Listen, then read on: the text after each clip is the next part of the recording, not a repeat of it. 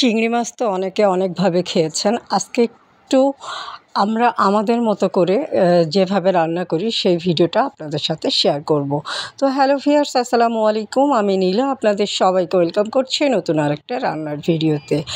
আর আজকে চিংড়ি রান্না শেয়ার করব। তো প্রথমে চিংড়ি লবণ এবং হলুদ মাখিয়ে খোসা ছাড়িয়ে ফেলে একদম ধুয়ে নেওয়া হয়েছে, কারণ খোসা তো ফেলেই দিতে হয়। খোসাটা থাকলে কেন জানি একটু মনে হয় আর ভিতরে মশলা ঢুকছে না, যার কারণে খোসা ছাড়িয়ে লবণ হলুদ মাখিয়ে ভাজা করে নিয়ে সেই কড়াইয়ে তেল দিয়ে পেঁয়াজ বাটা আর রসুন বাটা, জিরা বাটা, লবণ হলুদ আর আদা বাটা দিয়ে মশলাটাকে ভালো করে কষিয়ে নিতে হবে। আর কালারের জন্য একটু শুকনো মরিচ গুঁড়াও দেওয়া হয়েছে। তো সব কিছু ভালো করে মশলাটা কষিয়ে নিয়ে আবারও একটু পানি দিয়ে দিব। পানি দিয়ে মশলাটাকে আরেকটু সময় নিয়ে কষিয়ে নিব, সাথে দিয়ে দিব কাঁচামরিচ কুচি।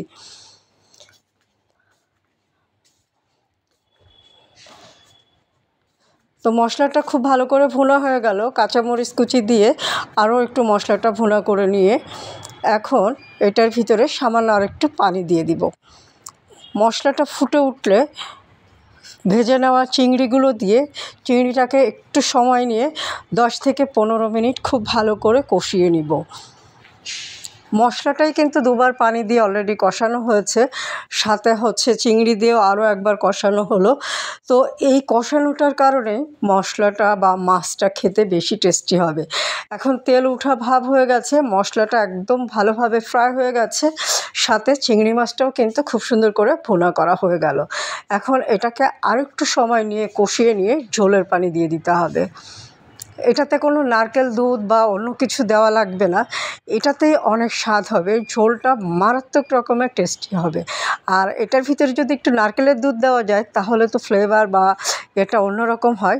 নারকেলের দুধ সবসময় বাসায় থাকে না, কিন্তু খুব সিম্পলভাবেই এইভাবে রান্না করলে খেতে অসাধারণ স্বাদ হয়। তো এখন ঝোলের পানি দিয়ে একটু মশলাটা ভালো করে নাড়াচাড়া করে দিয়ে ঝোলটা ফুটে উঠলে, ঝোলটা ঘন হয়ে আসলে নামিয়ে গরম গরম ভাতের সাথে পোলাওয়ের সাথে পরিবেশন করলে খেতে অসম্ভব মজা হবে। আর প্রতিটা রান্না মশলাটা আপনি যত কষাবেন, যত সময় নিয়ে একটু কষাবেন, খাবারের স্বাদ মান তত ভালো হবে।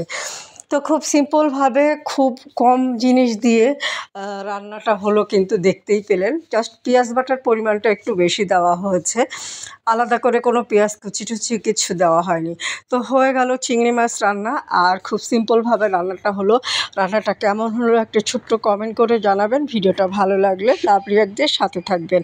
ভালো থাকবেন, সুস্থ থাকবেন, আমার পেজের সাথে থাকবেন। আল্লাহ হাফেজ, আসসালামু আলাইকুম।